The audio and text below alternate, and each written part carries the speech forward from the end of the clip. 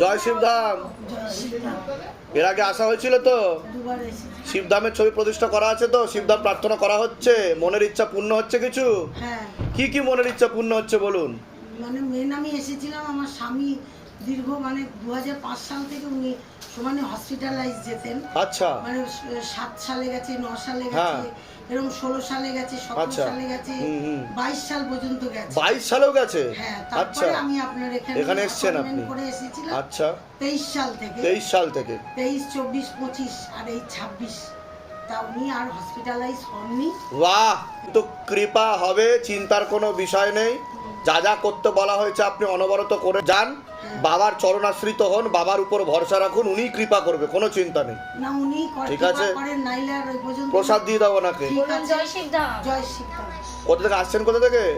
ওই 5000 টাকা দিলাম। আচ্ছা, জয় শিবধাম গ্রহণ করলাম। আমি ঠিক আছে, ভালো থাকেন, সুস্থ থাকেন।